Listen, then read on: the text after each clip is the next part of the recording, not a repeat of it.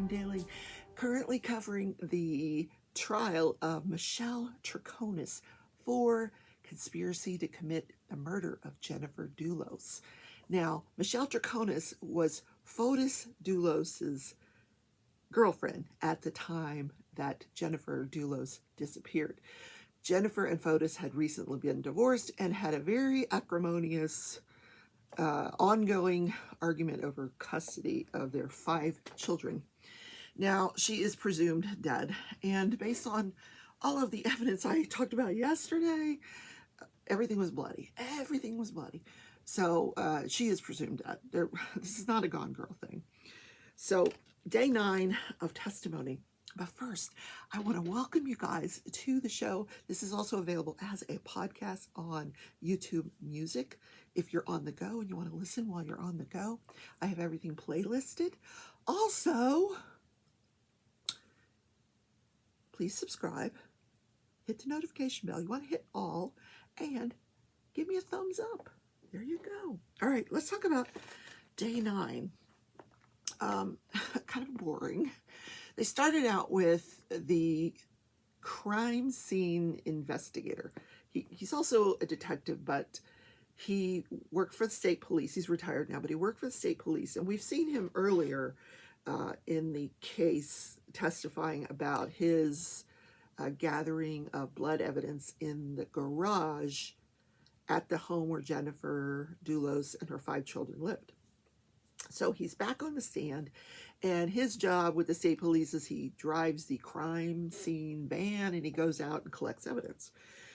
So he's back on the stand and he's talking about various vehicles owned by Fotis Dulos that he got search warrants for, and they went and searched these vehicles.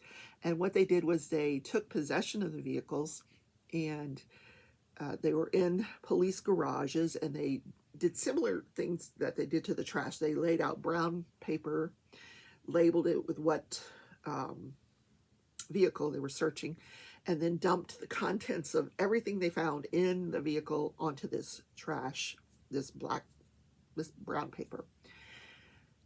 So the first thing that was searched was the black Ford Raptor. So one of the things he did, in addition to emptying all the contents out, was he did luminol testing on the vehicle. He sprayed the whole bed of the truck. Now, the Ford Raptor is the one that Fotis is driving with Michelle Troconis on the evening that Jennifer Dulos goes missing. They're driving around Hartford, dropping off bags of garbage and other evidence into trash receptacles along Albany Avenue. So the liner of the bed truck was luminoled. And what that does is if they spray it and then they turn all the lights off, and if it fluoresces, then that could indicate there's some kind of substance there. So then the next thing he would do is do this presumptive test for blood, and everything was negative. Didn't find anything in the bed of the truck, which doesn't surprise me because the stuff that they were throwing out was all in bags. So all the bloody stuff was in the bags. Then, he swabbed the steering wheel of the Ford Raptor. He swabbed the door handles and a latch to the rear door, all to see whose DNA it's going to come back as, but we don't know the results of that yet. We're going to hear more from DNA experts in the future of this trial. So he actually searched this Raptor twice. The first time, he didn't seize anything that he felt was of evidentiary value, but then he later on learned that, now they had video of the Raptor dropping all these garbage bags off, and Fotis is wearing this hat. And they noticed in the pictures that were taken during the first search that there was a pair of gloves. So they said, the gloves are relevant and the hat are relevant. So they got another search warrant, searched the black Ford Raptor again, and seized the gloves and the hat. So more on that to come. Then they searched in June. She goes missing in May. In June, they searched Fotis's Jeep Cherokee, and they also searched Fotis's Chevy Suburban. Now, he had a Chevy Suburban, and Jennifer Dulos had a Chevy Suburban, so let's not confuse the two. And the two are not the ones that the license plate that he threw out in the trash grate. That was to an older Chevy Suburban. So these people liked their Chevy Suburbans. So in the Chevy Suburban, there was nothing found of evidentiary value in the Jeep Cherokee. And in the Chevy Suburban, they did the luminol testing for the trunk lining. And there was an area that fluoresced. So they did the next presumptive test for blood, and that was positive. So sent to the lab. Now, of note, in each of these vehicles, Fotis had WeatherTech lining on the 4 of his vehicles. Now, the defense objected to this testimony regarding these searches as irrelevant. You know, he said, none of this is leading to anything. If they didn't find anything of evidentiary value, why are we talking about it? Basically is what he's arguing. And the state made a very good point. She said, listen, you're going to challenge the thoroughness and the adequacy of the police investigation. I'm just trying to show this jury that they left no stone unturned. Now, there's a risk with them doing this, is that they're going to bore the jury to death. But the jury, this is what's interesting about this trial. The judge is letting them argue their objections in front of the jury, which is kind of unusual. Usually they'll go sidebar or excuse the jury. Usually when you object in front of the jury, you just have to say relevance, or, you know, whatever the objection is, cumulative, speculation. But you don't argue your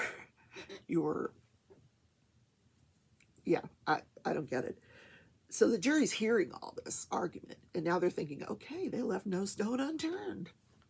Pretty good investigation, right? So one of the things this officer next talked about was searching a couple of properties. The first property was called a Deer Cliff property, and this was owned by the Ford Group, which was Fotis's construction company. And they searched that property, and he said, first of all, it looked abandoned and in a total state of disrepair. Inside was all kinds of construction materials, but in the garage they found his Porsche. And when they looked into the Porsche, here's a picture of it. The windshield is busted up. The airbags had deployed. The front seats had been removed entirely. So all of that is relevant later on. That's going to tie into stuff that we're going to hear later on.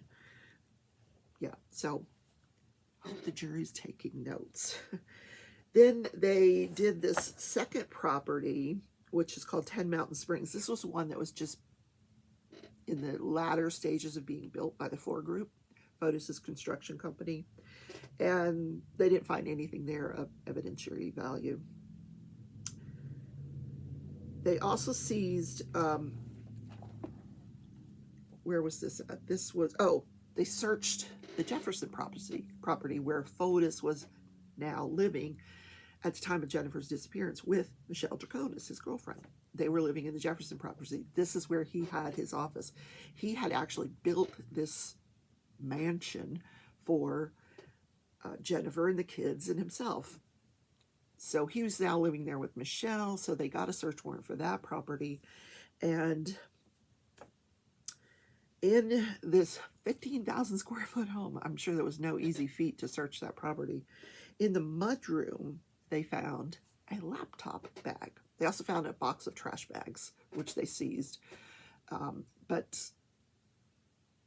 this laptop, inside of this laptop were 3 documents, handwritten documents, that if you look at the arrest affidavit that tells us all about this case, that is what the police have been referring to as the alibi script. Well, of course the defense objects. And now this is outside the presence of the jury. He says, before this witness he had done this earlier in the day. He says, before this witness takes a stand, I want to make sure that when they start to talk about these alibi scripts, that they don't use that term, alibi scripts. And the prosecution assured them that they were going to refer to those as timelines and not alibi scripts, and that they had instructed all of their witnesses, including the one that was going to bring it in, to use the word timeline. And apparently this was something that the defense had moved to suppress this evidence earlier on, and that was denied. So the jury's going to get to see the alibi script, aka timeline, in this case. But the prosecution, when they represented that they were going to call it timeline, they said, but we're going to reserve our right during closing argument to call it alibi script. So the jury's going to hear that it's called alibi script in the closing arguments. So that wraps up the testimony in the Troconis case. Now, it is expected today that they're going to start showing the interviews of Michelle Troconis, and one of them is between 2 and 3 hours long. So something to watch today while I'm diamond painting. Still working on Crazy Cat Lady. I'm having so much fun with this, really and truly, because I'm replacing things with metallics and Aurora Borealis drills and sparkly drills, and it's a lot of fun. All right, so I am doing the Jennifer Crumley case in a separate video because I want to keep these cases separate for the sake of the podcast. I hope you guys have a fantastic day. Don't forget to watch that other video. It'll be up right after this one. And I'll see you tomorrow in the next video. Have a wonderful Thursday. Take care, everybody.